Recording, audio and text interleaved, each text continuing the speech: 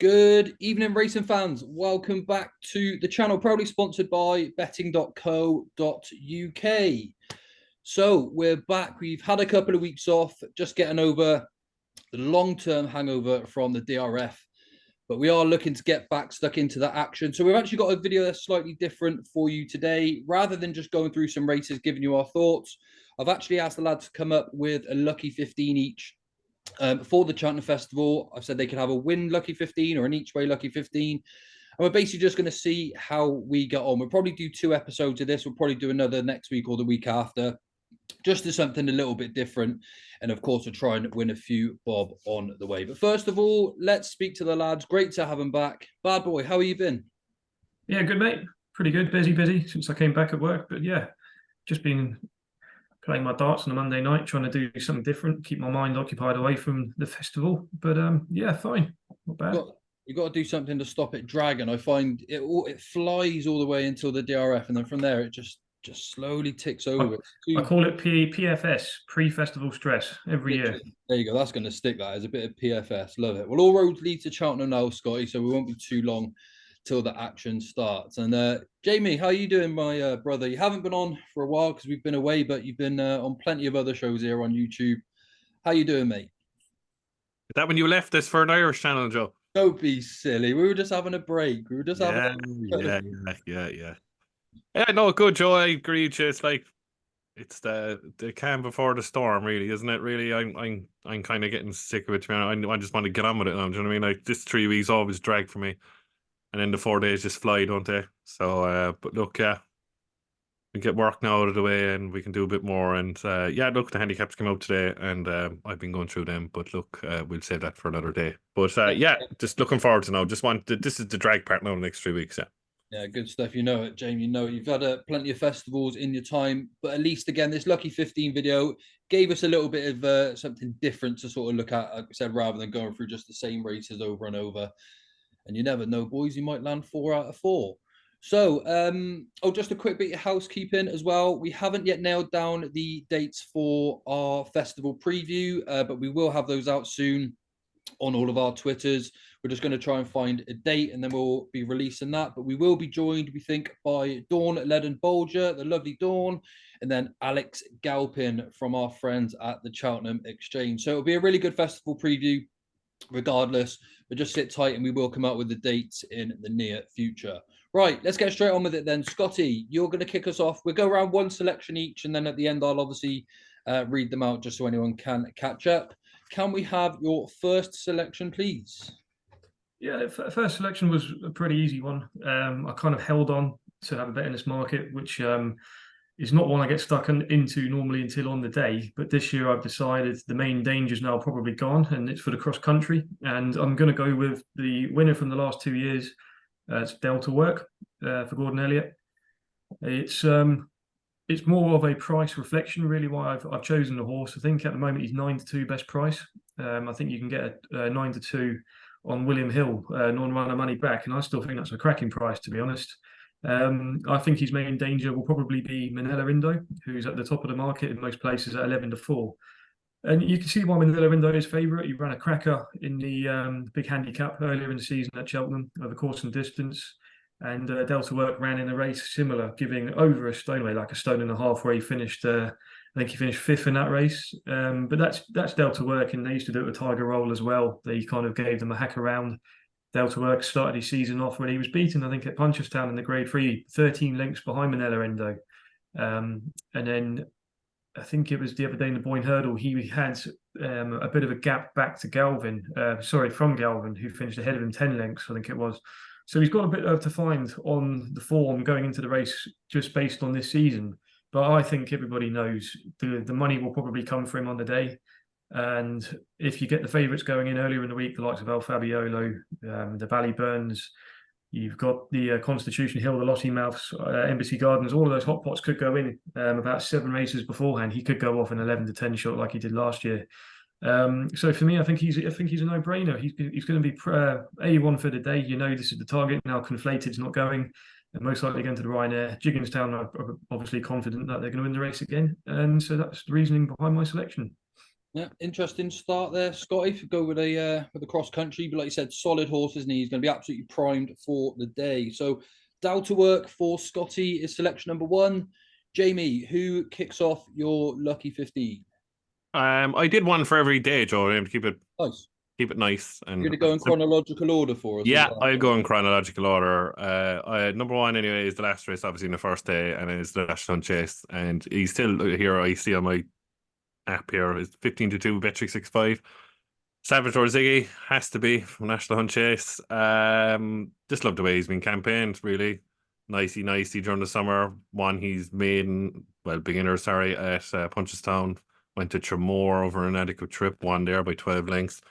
Went to Clarny then in a match. As I said, you've met my buddy Tom, and Tom was there, and Tom saw him in Clarny, and he texted me, and he says he'd kid me out for saying his name, but you know him, so that's why I'm saying it on the show.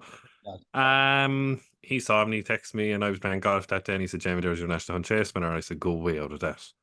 In Killarney, forget about it. And then he went to the Kerry National off a mark. I think he was at 150 that day. Close to it anyway. And he was second to Desmore House, and Desmore House wasn't even supposed to be in the race. And they were miles clear of the rest. Look, it was very bad ground that day, and he liked that deep, and it was deep in the stall that day. I was there. Very disappointed. I backed him that day. But look, that's the way it is. A reserve gets in, you can't do nothing about that. Then he went to America, obviously, and was put on Lasix and basically poisoned the horse, really. But hopefully now he's got over it. He was good second last year in the Pertemps to Good Time Johnny, who I fancy for the Kimure. Hopefully he won't be going in that Pertemps qualifier on Sunday at Naas. But anyway, yeah, I think he's huge value against Embassy Gardens is a ridiculous price now, 2-1. Corbett's Cross, you'd have to be crib. He's jumping really, do you know what I mean? He's just a solid option, Joe. And at the price, I still think he's massive. Now I've got 16s and 14s when he bombed out in America. But like 15-2 still, for a horse that is still, he's actually up now to a rating of 153. Like this would win this race hands down for years. Like to know if you're rated over 150 officially. Yeah. He has an RPR, I see, highest of 159, but Embassy is 161. But it's a crib at Embassy Gardens that if he was good enough, he'd be in the Brown Advisory, to be honest with you. So yeah, selection number 1 for me is definitely Salvatore Ziggy National Chase. Do you reckon there's a bit of recency bias in it with Embassy Gardens as well? Because we haven't seen Ziggy. Yeah, there it is. Yeah. But like you have to remember too, Joe, is in the back of my head as well, and you know it, and I backed him the year of COVID. Galvin won National Chase, and he runs since October to Cheltenham meeting. So Elliot knows what he's doing, like, and this was always be the plan anyway. Do you know what I mean? He said this is the plan. Yeah. He would put him away. I think they saw the bright lights of a Kerry National pot, which is fair enough. They wouldn't be, I don't know if they are the biggest owners in the world. They don't seem to have any other horse. I don't see those colours around. Yeah, Do you know what I mean? sure. Then they saw the big pot in America on good ground that he needs technically, and they went for it, which is fair enough. If you own the horse, give it a go. But look, I'd say if Gordon had his way, he'd have left it at the Kerry National, or maybe brought him to the October meeting in November. Sorry, October meeting at Cheltenham. I obviously didn't remember meeting Ovens. And have a trot around Cheltenham in a 3-mile chase there.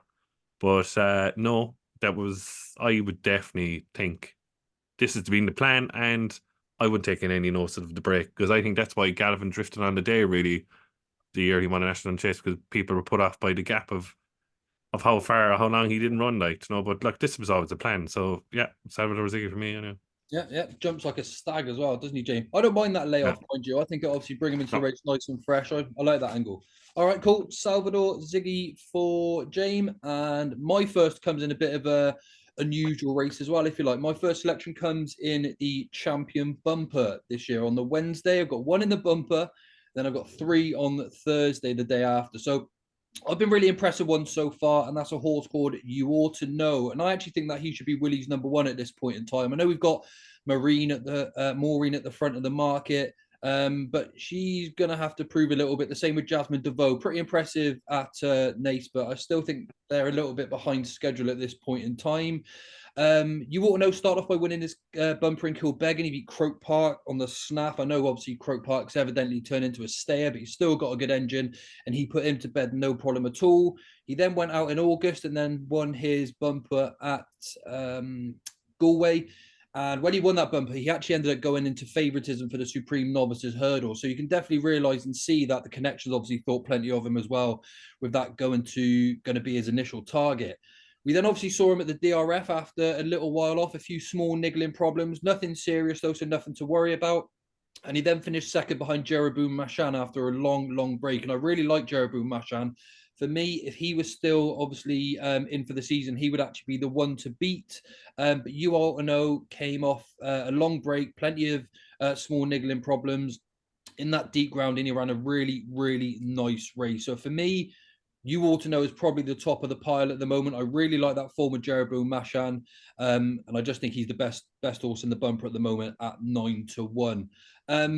A lot of horses have been green so far as well that we've seen, obviously, in the bumper, but you ought to know looks well ahead of schedule. He's quite a big horse as well. He's a year older than the majority in this race. So for me at 9-1, I think he's a really good bet. And I would have him against in front of the other two, Maureen and also Jasmine DeVoe at this point in time. So you ought to know at 9-1 for the champion bumper is selection number 1 for me. All right then, Scotty, straight on to you. Who is your second one? It's an interesting one because I'm going against my good friend Mr. Wrenn in the National Hunt Chase. Okay. And Embassy Gardens. I had to get him in here, and I'm Embassy Gardens for me. Everybody knows I'm his biggest fan. I've been a fan of him since his novice hurdle days, which obviously wasn't that long ago. He ran okay in the Albert Bartlett last year. He don't think he finished the race even, but he ran pretty well for a long way. I watched the race back quite a few times, and he travelled into the race pretty well. At the same time, he was very free back then as a novice hurdler. He was just full of immaturity, and I think he's just absolutely filled out this year. I've loved his 2 chase runs.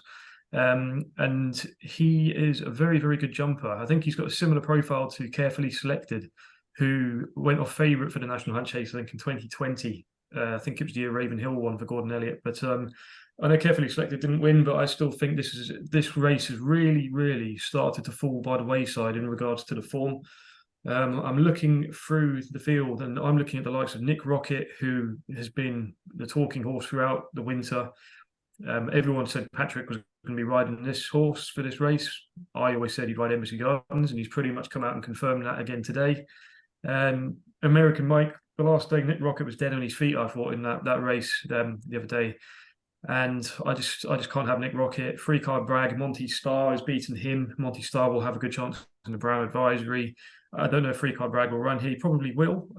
I don't think he's the biggest danger. I think everything else in the race, Meeting of the Waters fell. So it unseated the rider at Leopardstown, which is not ideal at the first to last time. He's more of a handicapper. I don't think he's good enough to beat Embassy Gardens. I think Embassy Gardens' form of that race the other day against Sandal Clegane. I know Sandal Clegane was ridden on the worst part of the ground at Naas. I don't know if they were up to something there, but I was disappointed to see Sandal Clegane didn't have an entry today in the Ultima. I thought that was what the target was going to be, which tells me they may go for the Browns. So again, I disagree with what Jamie said there. I don't think Embassy Gardens was ever going to run in the Brown Advisory if he was that good. I think this has been the plan. I think he'll stay 3 miles, 6.5 or whatever it is now, just short of the 4 miles. He'll go every single yard of that. I don't think there's a horse in the race that can get past him if he gets round. I think the biggest danger, I agree with Jamie, is Salvador Ziggy. But I'm not the biggest fan of buying into this. Gordon campaigns these horses at the start of the season, puts them away. He's done it once with Galvin. He tried to do it last year with Chemical Energy, who would have finished 3rd in that race if Marlon Mission stood up. I don't think it's the biggest, craftiest plan people kind of think it is. I just think Gordon likes getting some early season prize money, puts them away, and maybe tries to get a price because he knows all the horses around him are going to collapse throughout the season with entries. Corbett's Cross is interesting, but again, I don't think he'll go. I got this feeling he'll not sort out with Corbett's Cross. I don't know if he's even qualified. I'm not sure. So, yeah, I am very strong in Embassy Gardens. I think he's got 1 to beat, and I think it's Salvador Ziggy. And I think 5-2 you can still get is a very good price. And I know he's going to have a lot of people against him, but I'm firmly with him. And he's one of my bankers at the meeting. Yeah, you've been on to him for quite a while now, haven't you? Been on the hype train. I think you started the hype train. I started the hype train a long time ago. Yeah, definitely. Solid 2 there, Scotty, Delta and Embassy Gardens. Jamie, who are you going to add to Salvador Ziggy? Scotty just started. We just basically did the polar opposite. He started with the cross country and went on to the national chase. Now I'm going on to the cross country. I can't let Galvin go, Joe, at 5-1. I think it's absolutely massive. It's a huge, huge price. I mean, like, he's been campaigned nicely, softly, coming around, trotting around in the two races in at Cheltenham in November and December. He's crying out, obviously, good ground. It's just he's run the last day in the Boynton Hurdle. It was so eye-catching compared to Delta Work. Delta Work, to me, looked like he wasn't interested. Obviously, no, they're prep runs. But Galvin was far better. Now, are they leaving? Do you know what I mean? It's just a catch-22. Are you believe in what Delta Work ran, or you believe in how good Galvin ran? Do you know what I mean? Compared to Delta Work. I think, look, I always say soft ground Delta, good to soft, Galvin will beat him. He got so close last year in his first run over the banks. And I think Gordon has campaigned him in a way that, look, obviously, like last year, he's campaigned him for the day, but this he's campaigning him better, I thought, this year, under the radar. 5-1 is huge. I can't have Milindo. I think 5-2 is absolutely, like, he's been over once, like, and fair enough, it was a good run, but I think after that Gold Cup when he was Plutar beat him, I don't think he's been the same horse. I don't think he's been the same horse since he actually won the Gold Cup. I think this is a huge afterthought. I couldn't have him. 5-2 is insanely bad. Like, do you know what I mean? You want to be take your life and to back that. Look, Delta Work will be there if it's soft ground. There's no doubt about it. But I'm telling you now, and you might think I'm mad, and look, we've all had a thing, but the performance the last day of Cocoa Beach, the way it ran in that cross country race, looks, and it was really well supported compared to Statler, because obviously someone saw Statler and said he can't jump banks. And he really, and his RPR that day was 160. That's huge for a cross country, like. And he was very, but look, he needs a bit of soft ground too. Like, if there was a good ground, like good soft in places, cross country, he's no chance. So he comes into the reckoning if it's soft ground with Delta Work. But if it's good, any bit good, 5-1, Galvin is massive. And if it's good on the ground, he will win, and he will win easy. Wow, I was surprised that I didn't expect him to come from you there, but you two have literally gone like the polar opposites in both races, haven't you? So one of you is going to win and one of you isn't. That's what if you've got 5-1, you can get pretty much 5-1 on both horses. You couple them, you're getting 2-1 for either to win. I think you'd be not far off a pretty sure thing. I think Jamie's got a good case with Galvin as well, to be fair. Like, it should be, Joe, and that's exactly what Scotty's saying. It should be between the two of them. It should be, like, on all, look how far they were clear last year. It should be between the two of them again. But look, Delta Work is another year older. Galvin is a younger horse, you know what I mean? And that was his first spin at a Cheltenham Festival off level weights. I think he's just Gordon just building him up for the day. There is that question mark, and I know Scotty's bang on. Like he says, every year we see these sort of runs from Delta Work, but like you said as well, Jamie, at the same time, it is going to catch up with him sooner or later. So again, I'm not saying Delta Work isn't going to win at all, but and Galvin finished out his race last time miles better than anything he's done previously. He was really strong through the line. He was actually making ground as well. He's usually quite not even one paced, but he showed a much stronger like turn of foot recently. And again, that could be another thing where if he takes another step forward, like you said, bang there as well. Okay, my second selection, my first handicap selection of the year, comes in the per temps actually. Now, I took the mick out of Ian from the Cheltenham Exchange for not being able to pronounce this one. Was it Geith Cool for Ted Walsh? Way Quill. Way Quill. Oh, I'm going to get it wrong as I go on. But anyway, 8-1 for the per temps for Ted Walsh. A lovely 6-year-old mare by Harzand, who of course went on to win the Derby. And I just really like this horse. Very, very straightforward. Seems to enjoy her racing, travels, jumps, does her best work at the end of the race. And I actually think she's going to relish Cheltenham as well, coming up that hill as well. She's a real sound jumper of a hurdle. She can be ridden from the front or from the back and just seems to find everything very, very easy indeed. And I definitely like that in this sort of per temps handicap. And I actually think she's going to go off around 3-1 on the day. I really do think punters are going to latch on to this one. She just seems to improve as the race goes on. I know she won the per temps qualifier at Leopardstown over Christmas. But then at the DRF, she ran a cracker behind Maxim. She probably wouldn't have wanted to win that race going into Cheltenham, but they gave her sort of quite hold-up tactics and just let her ease her way through the field. And her class was just putting her bang there anyway. So I still think that she's got a few pounds to come on top of that. She's an improving 6-year-old. She's a good jumper. She's versatile on the ground. And I just think she's going to be really well handicapped as well off this sort of mark. So we're 8-1. Geith Quill. Way Quill. Way Quill for the per attempts. For Ted Walsh, a man who knows how to get these sort of winners.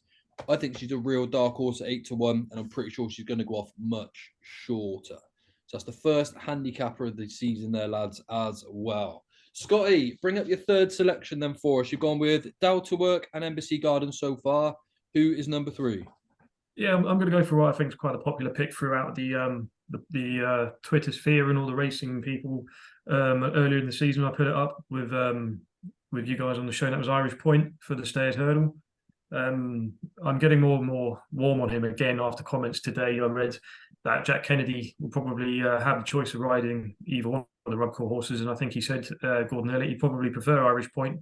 And I can't blame him, to be honest. I don't think the Champion Hurdle run was ever going to happen. I think it's all propaganda, trying to boost their own prices, get the money a bit more in the satchel. So yeah, Irish Point, I think he's the improving horse. He's still a bit of an unexposed horse at 3 miles. That race he won, we've said it before, at Christmas when he won the Jack de Bromhead was pretty much a cruel. But he won it in good style, and I'd rather be on him ahead of Tiapu. The Crambo line in the race as well is interesting. I know there's a lot of Crambo fans out there, including myself. But the more I look at it, the 2.5 mile he won at Aintree to Grade 1 as a novice. Crambo, I think, was 17.5 lengths behind him. Albeit Crambo's obviously improved this year. Irish Point's improved as well. So he hasn't just got to find 17.5 lengths and the step up in trip. He's obviously got to find a bit more.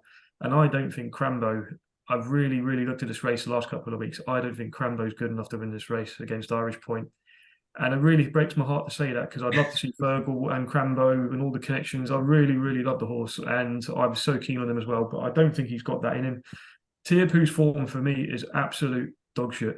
I think it's the worst form for any favourite this year at the festival. But why, Scotty? Why? I was going to ask you this. Why Irish Point over Tiahupu then? What is the case there? Just again. For me, two reasons.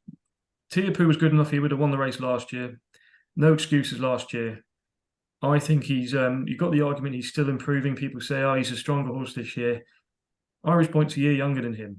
Visually, I just am more impressed. He's done it over 2 miles, giving weight away to a very capable mare in Magical Zoe up at Down Royal. Not many horses could have done that first time out this year in that ground up at Down Royal. He then stepped up again by winning that Grade 1, albeit he beat Austerian for Longe and Home by the Lee. It's not worldy form, but you can only beat what's in front of you, and visually he is impressive, and I think he is the right favourite. I think he's a very, very good price.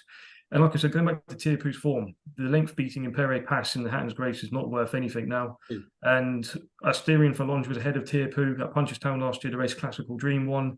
And Asterion for Longe was battered by Irish Point. If you're going to think of backing Tiapu over Irish Point, I think you're probably not going to be doing it unless the ground comes up mega heavy, an absolute bog. That's the only way I'd be slightly even swayed, but I still wouldn't back him. And I think Irish Point has got everything else covered in this race, and he is a good thing.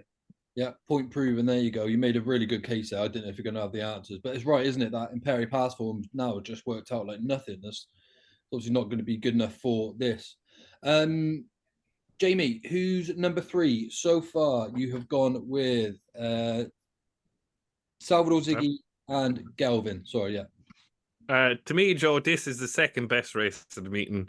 Probably the best race of the meeting. Nez. Because the best race of the meeting, potential-wise, is the Mayor's Novice, but I'm not going to go there. Okay. I'm going to go to the Ryanair. I'm like, this Ryanair is class. It is class. I suppose it's the Ryanair is just not quite good enough Gold Cup horse, but this is really, really a very, very good race. I'm like, if you ran this race 10 times, you could have 6-7 different winners, which is great to see. It's great to see. Look, it's probably what we call it, the 5th championship race of the meeting. Is like the Players' Championship in the All Golf. Making a comparison. But yeah, I'm going, and he's huge, and you know who I'm going for, and he's 25-1 to still, like, it's massive. It's huge, and it's Protectorate all day long. I can't leave him go. Look, I'm on. I put him, remember, on our compilation video you had to start the season. Yep, I remember. Backed him at 33s. I backed him again at 25s after the last day. I just can't believe he's priced. You just think he's going to function better over this sort of trip? He will function better over this trip. You see how keen he was last day at Newbury. Like, for 2.5 miles, like, could you see any horse like go with him? Okay, I don't. And look, he was keen as well. Like, do you know what I mean? Very keen. And he look, I don't understand why he was so keen, but look, he's run around Cheltenham over 2.5 miles before, and I just let him go. And he reminds me of he's not as good as Alaho, but he just reminds me of an Alaho type horse. Just let him go. My problem is obviously there's huge like stage chart wasn't great. I didn't understand what Paul Nichols was doing, to be honest with you. The day on New Year's Day, why was he running him such a big weight? But look, he seems to be sticking him to Cheltenham, and that's it. He's not going to run him anywhere else anymore. Stage star, you can see that from now on. He's just going to keep him to Cheltenham or just left-handed tracks anyway for a stage star. I'll just go down through it from reckon. Banbridge for me. Look, the form is frank on Saturday, obviously with Pictory win, but look, the race of Pictory fell apart really because the high senior was only around for Trafford Gold Cup, and so was that Lampress. And look, you have to remember too, Protector that day at Lingfield give £4 to Lampress. Like if it was off level of weight, Protector would have beaten him. I don't care what anyone says. Protector would have beaten him. Definitely possible. Envoy Allen, look, you can't really crib the form of Envoy Allen's last year. Obviously, Hitman was third, Shishkin was second. People are on Shishkin now to if a serious danger to Galopin des Champs. I agree. I love Shishkin. Look, I've been probably his number one fan. Shishkin, who broke my heart more times than my missus. But anyway, the stage start to me has to bounce back. Then you have Conflated comes into it. I see Ladder not put up File Door. Obviously, good form behind El Fabiola. Would have a chance, but don't think Appreciated will be there. So the only thing is, with Appreciated, Stage Star, and Protectorate in the race, will it be a burn up? And that's my only fear of the selection, Joe, is that it will be a burn up. And if it's a burn up, there's only one winner for me, and that's Envoy Allen. That's just me. My only problem with Banbridge, he needs good on the ground. I'm not saying he needs good ground. He's won on good to soft. He's won a Martin Pipe off good to soft. So I don't know what people are saying he needs good ground. Do you know what I mean? My only problem with Banbridge is that is the so-called dreaded bounce factor. Like, you win that well against Victoria Kempton. Are you going to be that good again at Cheltenham? No, he has serious form around Cheltenham. There's no doubt about horse for course. He's won on the new track on the Pipe. Do you know what I mean? But I'd be seriously worried about that. And it plus too, look, they said he was a bit like Ronnie Bartlett in an interview said he was a bit ring rusty at Kempton. I'm like, he walked through the second last and walked through the last. He won't get away with that at Cheltenham if he's a bit ring rusty in a Ryanair. If I was having another bet in it, obviously, and I've backed him, Conflated is technically for me the best horse in the race on the form of Galopin des Champs and the form of Fast or Slow. He'll go. But as I said to you could run this race 6-7 times and you'll have a different winner. Yeah. My problem with my selection is that obviously there could be a burn up, but hopefully he'll get to the front quicker than Stage Star, and that's what I'm hoping. But if I was going for, look, it's an each way, obviously, on Protectorate. But if I was going to win at the moment, if I'm visualizing the race as a burn up, 4-1, 5-1 in Violin, I would be going more than him to Banbridge for win purposes. Yeah. Yeah, perfect, Jay. Like you said, you have been ringing the bell for Protectorate all season. And I'm with you in the sense that Banbridge, although, like you said, he might not need essentially really good ground as such, his form now, when you look at being able to pick it apart, like you said about with Pictory and Lon Presse, it doesn't really warrant that price tag. He's obviously got good credentials. And it's a very hard race, Joe, for a second season novice to win. Because if you look at it, as you know yourself, you have same as Stage Star, second season novice, where Envoy Allen's being to the well.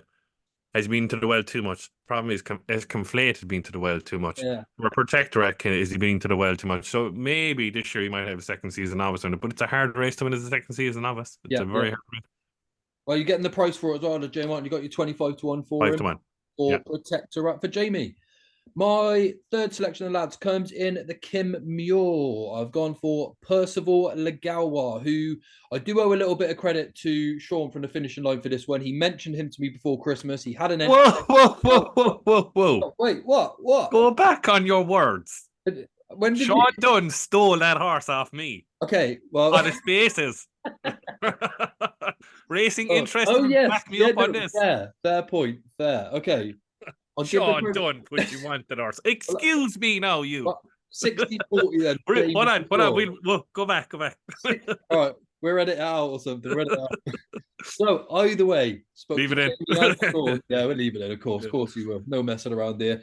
But he obviously had an entry before Christmas. Really eye-catching low weight, and then he was pulled out of the race as well.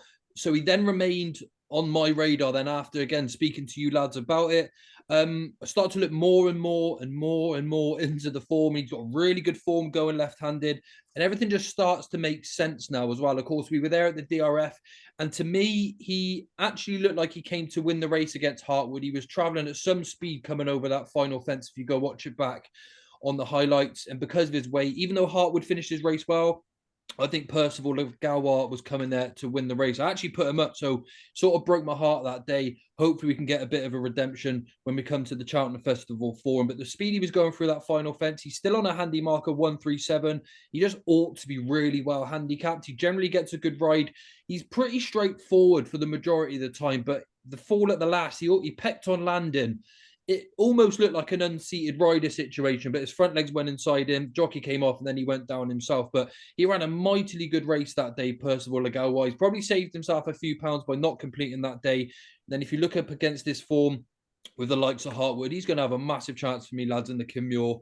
And he's probably going to love Cheltenham too. He's only 7. He's still improving. I'm just trying to find these horses that are perhaps a little bit still unexposed in these sort of handicaps. And Percival Legalwa will do for selection number 3.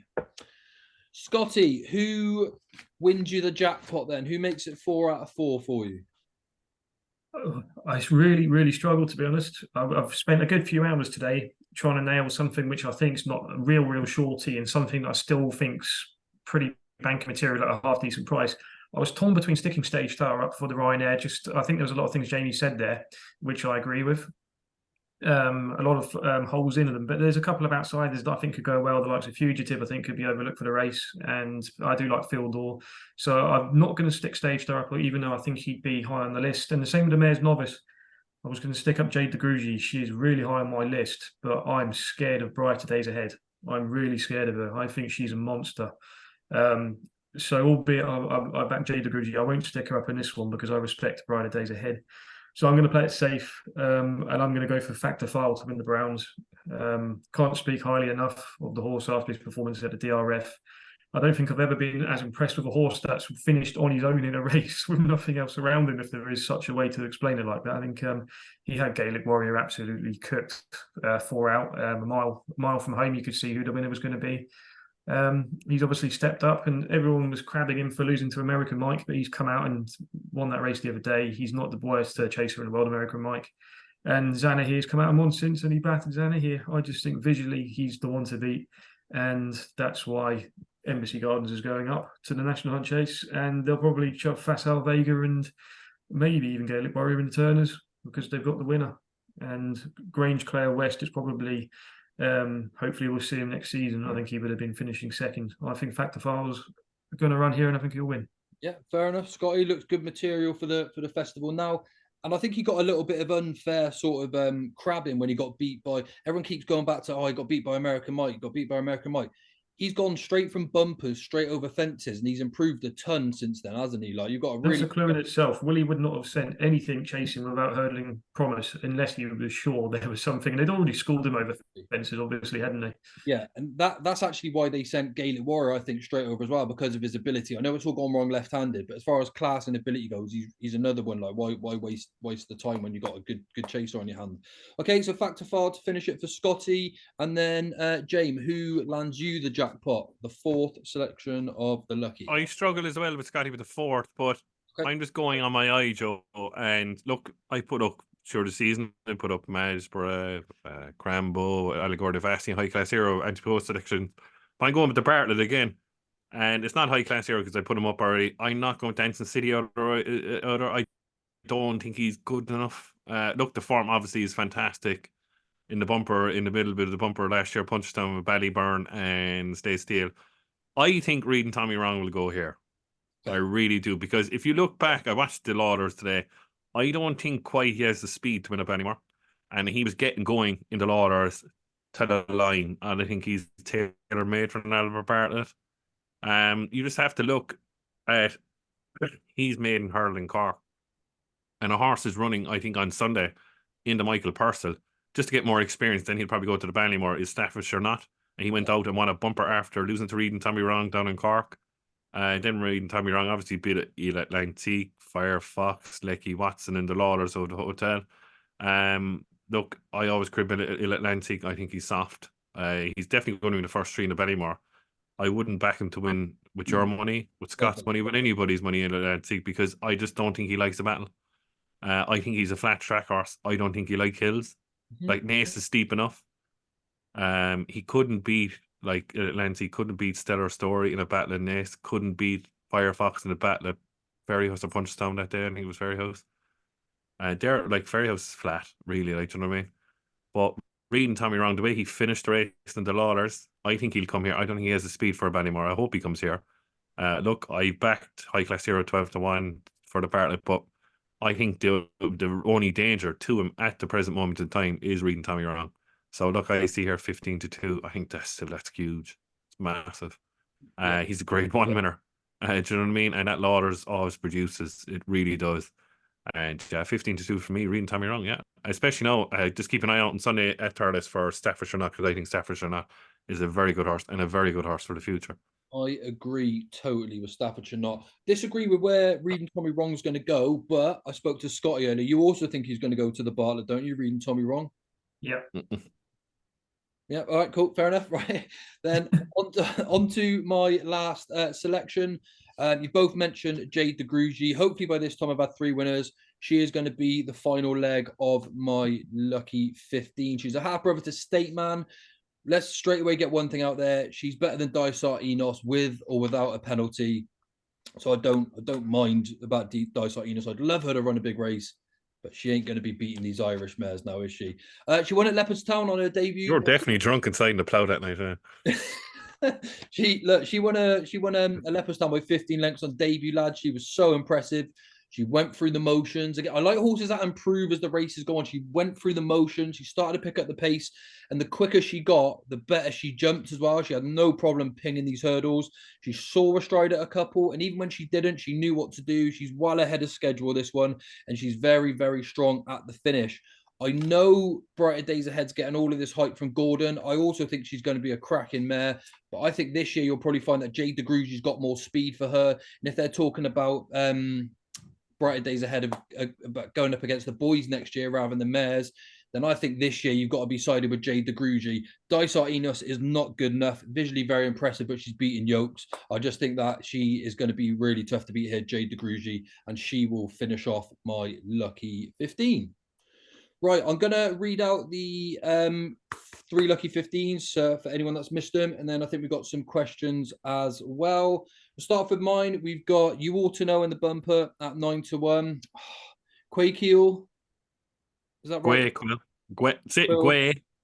Gway Quill. I'll get it by the time March comes. In the per temps at 8-1. Percival Lagawa and the Kimura at 9s. And then Jade de Grugy at 5-2.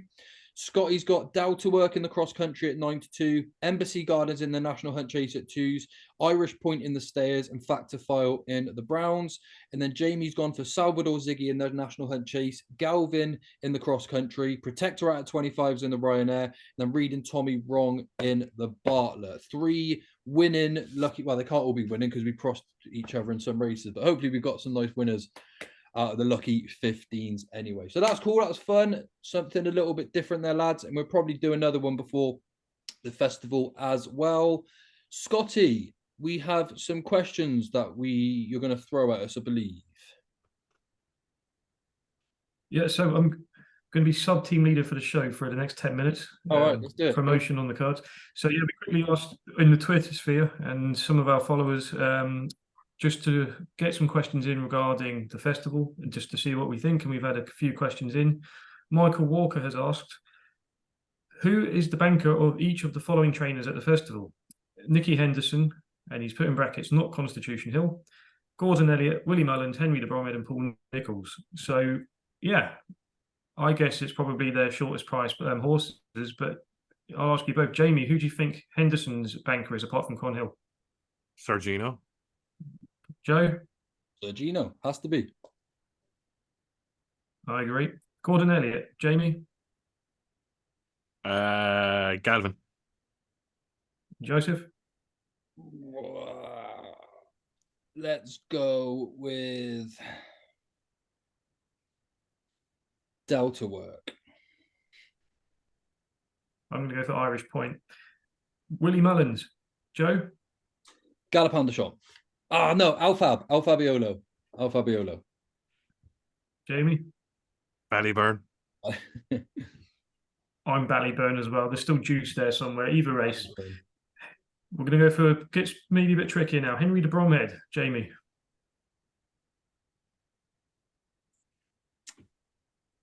I got mine if you want me to jump ahead of you. Go on, Joe. Go ahead, Jack. Go on. Monty Starr in the Browns. Good shout. Love him. Hard to call him a banker though. At the same time, we've obviously factor five. Oh, I'd have no selection for Henry to run with this year. No. Interesting though, isn't it, when you think of it like that? You know. Sorry. Excuse me. Sorry, I'd have to go for Wimper. Sorry. And Violet. And the Ryanair. There we go. I'm going to throw a spanner in the works, and I'm going to go for Quilixios, who I fancy in the Arkle. I couldn't disagree there. Last one, Paul Nicholls. Joe? I'd say Stage Star, because I think he's more reliable than the likes of Tishan and stuff like that. I think he's been at Cheltenham, he's done it. I'd rather back Tishan than any of his others at the moment. I know who Jamie's going for anyway. Tishan, I suppose, is the only one. Paul Nicholls. You let me down. Stay away, Faye, I thought you were going to say. Oh, yeah, I forgot about him. Oh, no, Tishan probably for potential, like, do you know what I mean? Paul Nicholls is not going to have many winners. He'd be lucky to have one. This is his chance to get himself a bumper winner in recent times, because never really, like, they never really touted. Look, Captain Teague was there and thereabouts, but he's won the same race as Tishan last year, so it's the same thing. Do you know what I mean? It's the same process, isn't it? Whilst Mullins hasn't got like a facile Vega, if you like, it in the race like this year, it is open, like, you know, it is open, very wide open. Yeah, very wide open. Never know. Captain Teague was going to be mine in the Albert Bartlett, funny enough. That's who I think. Yeah, nice. Question number 2. We've got 4 questions. We'll go question 2. How much, this is from May the Horse Be With You, who I believe is Scott Wilkinson. All right. How much do you let festival trends affect your selections, if at all? Not at all for me. Never. Joe, never. Completely agree. You've got to take it you got to take it on face value. This is where you've got to, where people say don't have your loyalty with horses, just keep backing a horse because you like the horse. Get off the bandwagon and things like that. Stats are all based on the past. They're there to be broken. Doesn't do it for me. I'm totally in the same camp, apart from a lot of stats and trends. One of the ones was so many favourites have won the race in the last so many years. I think favourites now, I'm in the big belief that social media and a lot of knowledgeable people are so in the know now and cause a lot of market movements. That's why you get a lot more winning favourites at the festival nowadays, because people have cottoned onto who the best horses are and have the knowledge to get on them quite early. So I agree with you.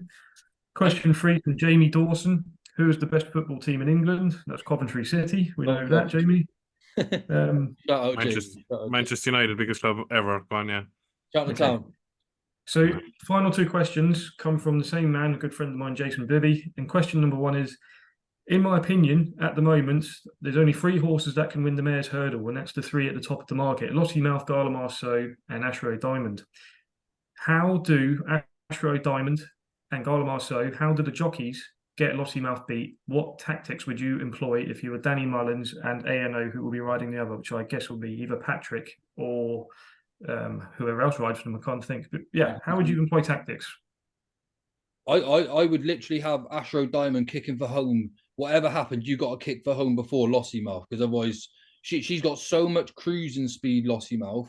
She hasn't been tested though past 2 miles yet. So for me, when you get to that 2 mile marker, you need Ashrow Diamond prominent. You need her kicking forward, because then you're going to make Lossiemouth work and go to a place that she hasn't actually had to go before. And to me, that's a big question mark. I banged on all year, all at the beginning of this season as well, how physicality to me is a really big thing in mares. They take time to obviously grow in their frame. I really like Ashrow Diamond. She's a big walk in the park filly. Lossiemouth, again, in her defence, Mullins has been patient. He's waited, obviously, until this side of Christmas to even get her out to a race course, and she looks seriously good. So she could just be very, very special, but you can't let Lossiemouth go off and kick for home first. With Ashrow Diamond, she's got to be the one to go. Gala Marceau isn't getting close to either of them in March. That's what I'd say. What do you reckon, Jamie? I think this race, Scotty is crying out for a front runner, and it's just I'd love to see someone tear away. But I think Danny Munners is going to take it up early here and go for it, like he did at the Dublin Race Festival. The time Lassimo got caught in a pocket there, and obviously, look, Lassimo would have won if there wasn't a block that time at the Dublin Race Festival. But the way Garner Marceau won at Auteuil last year was seriously impressive. And I think Kenny Alexander said to Willie, look, build her up and build her up. Do you know what I mean? An inadequate, like, I wouldn't take any notice of our run the last day in Doncaster. Like, split, like, third behind Under Control, who, to me, I think has to have, I hope it doesn't go to Kelso on Saturday, by the way, and runs in the county hurl off 137, because I can't see anything beating it. But look, there's always the way that it bombed last year in the Mayor's Novice around the same track, and that's the problem I have. I think it should be in the Carl Cup. Astro Diamond won the last day off an adequate trip in my book, but you have to remember, Nossie Mount, exactly what Joe said, hasn't won over 2.5. And the best performances from Garda Marceau and Astro Diamond have been over 2.5 miles. So she's I'm like, Love for me, I'd love to see what Robbie Power, who didn't really mean it, block her off at the bend like he did Benny Didier for Honeysuckle. On the island, And let Honeysuckle go around the corner. Do you know what I mean? If they leave Lassie Mouth skip in underneath them, they have no chance for speed. This race depends on pace. If they want to beat Lassie Mouth, they're going to have to go hard and go really hard. If they go slow, Lassie Mouth will just beat them all for speed. But if they go hard, I think they have a right chance to beat Lassie Mouth. I really do. I agree with everything you said, but I think the thing that people aren't taking into account as much is Lossie Mouth hasn't raced on the old course. I don't think it has. She, I think she won the Triumph. Your track though, that will suit her. Do you know, to get away with the 2.5 miles? Possibly, but again, I think you've still got that lingering doubt, like you say, about the trip at 4 to 6. I'd rather be coupling Ashro and Darla Marceau at 8s and 4s, look, just as a smaller bet. I think we saw yesterday Paddy Power win 72 to 3 of them. Paddy Byrne, Constitution Hill, and Lastimouth. They're trying to get Lastimouth beat. Lossie Mouth is the and a bonus. It's a bonus for Paddy Power if Paddy Byrne runs in the Supreme and gets beaten out of the first leg. But I think they're putting up 72 to get Lastimouth beaten. Yeah. Okay, cool. Quick, another question from Jason. So the last one. He said, with Henry de Bromhead keen to avoid Ballyburn, who isn't, with Slade Steele, does he have just as much chance in a quick run Supreme if he went there to avoid Ballyburn? Would you rate Slade Steele as a favourites chance or an outsider's chance or a middle pack order? How would you rate his chance in the Supreme? And that's if Bally went to the Bally, is it? Yes. And Slade Steele wins Supreme, is it? Yeah. Off a fast pace. Yeah. Absolutely should be second favourite. It should be nearly favourite, I think, to be honest with you. What race? What was the grade 1 he won, Jamie? He split the pair. Was it not the Moscow? That was Mystical Power, wasn't it? He was second at the DRF. Dublin Race Festival. Yeah, but prior to that, he won, didn't he? Oh, the bumper. You're on about the bumper, yeah? No. Was it the Lawlers and Ace? Did he win the Lawlers? No, it was a race before Christmas. I think he beat Sterling Story and Lecky Watson. But that was 2.5. That was 2.5 miles. I think Slade Steele is crying out for a Tully Hill. He's 2 miles. Yeah, like if they move Ballyburn, which I don't think they will still, but if they put Tully Hill out in front and put Slade Steele actually now in a Supreme and let Tully Hill tear away, I think it'll suit Slade Steele better over 2 miles target, and that's the way I'd have gone. But look, they seem to be hell-bent now going on into the Ballymore. I think they're missing a trick. But obviously, they're afraid of Ballyburn, where Ballyburn is going. But if it was me, if they switch Ballyburn to the Ballymore, I'd put Slade Steele in the Supreme, because I'd back Slade Steele on the day to win the Supreme then. See, he's entered in both, isn't he, as well? Yeah. There could be a switcheroo in both. You just don't know yet. But yeah, I totally agree. If they give Tully... If Tully Hill is just the only one is a Paul Townend's on it, if Rachel was there in a Supreme to stop Tully Hill, and it'll beat it for speed at the end. I'm not sure myself, to be honest, Scotty or James. I know he stays obviously very well, and the hill will probably suit him. Is he quick enough, though? Is he fast enough to win a Supreme? I don't think he's quick enough myself. I think the last day proved it. I know he was miles ahead of King of Kingsfield in third. I think the Ballymore is his race to go in. And I actually think Ballyburn will go up in trip now. And I think Mystical Power and Tully Hill will run in the Supreme. And I think if Slade still went back, I think Mystical Power, albeit his jumping isn't the best, I think he's a quicker horse. And I think he'd win the Supreme and beat Slade Steele into second. And I think Tully Hill will done place. Where do you just before we finish up then, where do you both think, or who's running in the Supreme then out of his main protagonists? Forget like Mr. Giff and all of those. I think I'm speaking with my head here instead of my heart. I honestly think it will be Mystical Power, Tully Hill, and Slade Steele will run in the Supreme. And in the Barring Bingham, it will be Ballyburn, and that's it. I think that's how it will work out. What do you, James? I'm at the moment. Is there any chance, James, that all three can go in the Supreme? Bally, Tully, and Mystical? No. Not a chance? No. Ballyburn, Tully Hill, and Mr. Giff will go in the Supreme. Ballyburn. Okay. Mystical Power should go into Ballymore with Predators Gold. And who's the other one? Il Atlantique. Il Atlantique, yeah. And then you have the three then. He has the three then for the Bartlett. Reed and Tommy High Class Hero, Dancing City, and Reed and Tommy Wrong. So I think you're going in threes.